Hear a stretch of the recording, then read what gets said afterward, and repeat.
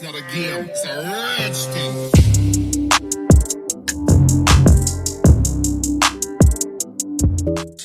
T-Pain, Young Chop. Hey, she snapping. Et ce soir, on a avec nous Nana Zen. Ça va Nana Zen ? Ça va, ça toujours va. ok, toujours là ? Mais oui. Il y a une grosse line-up devant nous. moi, je connais pas l'artiste, mais c'est qui déjà Nana Zen ?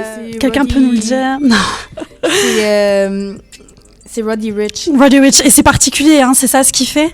En fait, ce rappeur des États-Unis qui vient, puis il y a eu un de ses singles qui a été... en fait, je sais pas s'il y a encore numéro 1 ou il a été numéro 1. Il a été certifié dans le fond.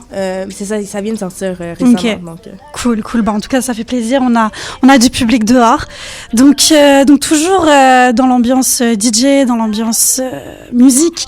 Ça serait qui pour toi, Nana Zen, l'artiste, que ce soit DJ ou chanteur-interprète, avec qui tu aimerais collaborer le plus ? En général, on va aller sur une manière générale et après on va aller dans le côté un peu plus local.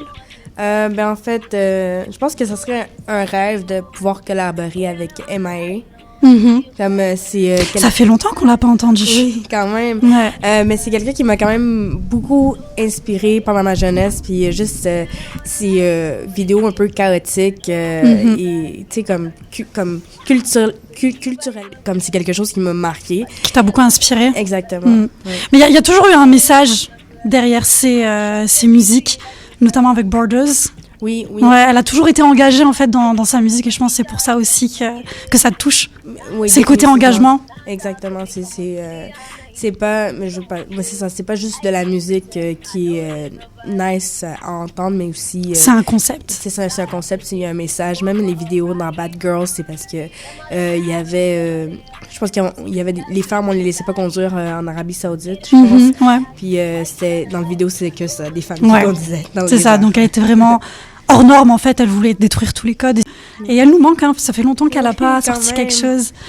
Donc on a vu du côté international, du côté local. Est-ce que tu aurais un artiste à Montréal avec qui tu aimerais le plus collaborer ? Pas forcément qui est encore à Montréal, mais qui est basé à Montréal dans le fond.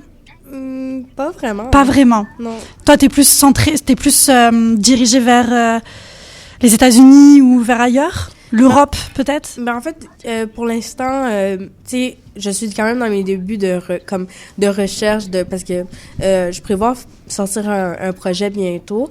Mais, tu sais, c'est comme, je suis quand même aux premières étapes de vouloir me chercher en tant qu'artiste aussi, comme qu'est-ce que moi, le message que je veux donner. Donc, pour l'instant, localement, je vois pas. Mais, admettons, quelqu'un qui m'inspire beaucoup, ça serait MI. Comme, tu sais, c'est ce genre de message. Poignant. Exactement. Okay. Cool. Et en 2020, qu'est-ce que tu nous prépares? T'as quoi comme projet qui s'en vient? En 2020, j'aimerais ça sortir comme un petit... comme un edit pack. C'est quoi un edit pack pour ceux qui connaissent pas? C'est par exemple c'est des remixes, si tu veux, de plusieurs chansons. Je trouve que mon temps est dû, là, je dois sortir quelque chose. Donc un edit pack, ça serait un bon début. Puis par la suite, pour pouvoir me concentrer comme dans des trucs plus sérieux, comme mettons des EP, pouvoir collaborer avec genre des artistes qui vont comme pour qu'ils chantent sur mes pistes et tout. Mais sinon, je suis cet été à Osheaga, je pense que oui, super, bah félicitations. Merci. Mais est-ce que c'est la première fois que t'as été bookée à Osheaga? Oui, première fois. Waouh, t'as dû être genre tellement joyeuse le jour où tu l'as su. Mais c'est ça, c'est comme je suis dans le même line-up que genre Kendrick Lamar. C'est ça, non, c'est une grosse line-up. C'est des artistes internationaux. Cette année. Ouais, c'est ça. Donc pour moi, c'était comme c'est fou, c'est un rêve. Et au niveau de ton équipe, est-ce que l'équipe avec laquelle t'as commencé à tes débuts, c'est toujours la même aujourd'hui? Ou ça a vraiment genre changé, ça a bougé au fur et à mesure des années? En 6 ans, par exemple. L'équipe avec laquelle j'ai commencé, tu l'as devant toi. Ok, donc t'es toute seule, t'es vraiment toute seule? Oui. Ok.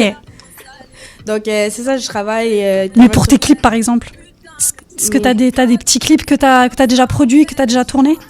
Pas encore? Non. Ok. Mais est-ce que justement, t'aimerais faire des vidéos, des choses comme ça sur tes mixtapes?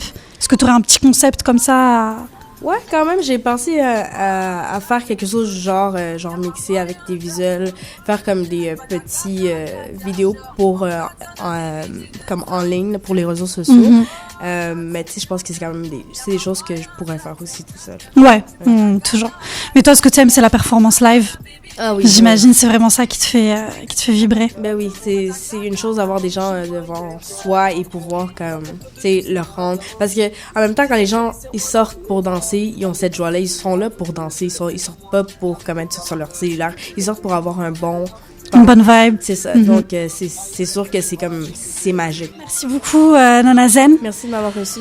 Merci à toi d'avoir accepté l'invitation. Et on peut suivre où? Sur SoundCloud, sur YouTube, sur... Alors, en fait, sur tous les réseaux sociaux, mon c'est Nana, N-A-N-A-Z-E-N, sur Instagram, sur SoundCloud, sur Facebook.